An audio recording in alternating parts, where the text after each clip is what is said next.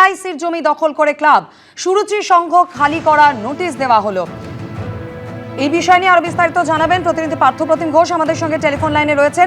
পার্থপ্রতিম, চলতি মাসের 6 তারিখে এলআইসির পক্ষ থেকে নিউ আলিপুর থানায় এই মর্মে অভিযোগ দায়ের হয়েছিল, আর এবার সুরুচি সংঘ খালি করার নোটিশ, কি বলা হয়েছে?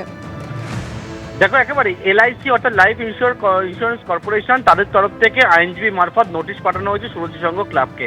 নিউ আলিপুর সুরুচি সংঘ ক্লাবে যে সেক্রেটারি বা প্রেসিডেন্টকে উদ্দেশ্য করে একবার নোটিশ পাঠানো হয়েছে এবং তারা বলছেন যে তাদের যে জায়গা সেই জায়গাটা আনঅথরাইজড ভাবে কনস্ট্রাকশন করা হয়েছে এবং সেখানে দখল করা রয়েছে, যে জায়গায় পুজো হয় সুরুচি সংঘের সেই জায়গায়। এবং সেখানে তারা একেবারে আগেই বলেছিলেন বেশ কয়েক কাঠা, প্রায় 24 কাঠা মতো জমি, যার মধ্যে হচ্ছে প্লট ভাগ করে করে তারা বলছেন যে তাদের কাছে যে হিসাব রয়েছে 498, 499, 500 এবং 501, এবং এই যে প্লট সেই প্লটে তাদের জমি এবং সেই জমিতে একেবারে দখল করে রয়েছে নিউ আলিপুর সুরুচি সংঘ ক্লাব।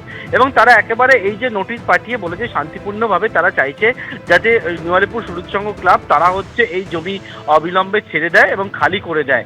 এবং একেবারে তারিখ উল্লেখ করা হয়েছে আইনজীবীদের এই নোটিশে, সেটা হচ্ছে 18ই জুলাই পর্যন্ত।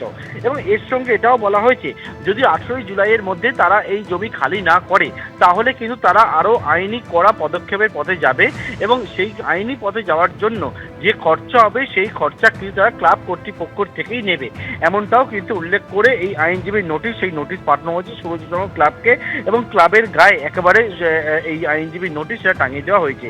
এই মর্মে আমরা ক্লাব কর্তৃপক্ষের সঙ্গে যোগাযোগ করি, তারা যে বিষয়টা জানান যে তারা হচ্ছে এখনো এই বিষয়ে কোনো কিছু বলতে চান না। তুমি জানো যে নিউ আলিপুর সুরুচি সংঘ ক্লাব, সেই সুরুচি সংঘ ক্লাবের একেবারে মাথা হিসেবে পরিচিত ছিলেন সৌরভ বিশ্বাস। যে সৌরভ বিশ্বাস বর্তমানে গ্রেপ্তার হয়ে রয়েছে এবং তার পরবর্তীকালে নিউ আলিপুর সুরুচি সংঘ ক্লাবের ভেতরে যে কনস্ট্রাকশনের বিষয়টা সামনে আসে, সেখানে বেডরুম পর্যন্ত রয়েছে, একেবারে কনস্ট্রাকশন করা হয়েছে, সেই বিষয় সামনে আসার পর এলআইসি তারা হচ্ছে নিউ আলিপুর থানার দ্বারস্থ হয়। তারা বলে যে এর আগে তারা আদালতের দ্বারস্থ হয়েছিল যে তাদের জমিতে বেআইনিভাবে দখল করে রয়েছে, কিন্তু তারপরেও আদালতের রায় আসার পরেও তারা কিন্তু সেই জমি খালি করতে পারেনি।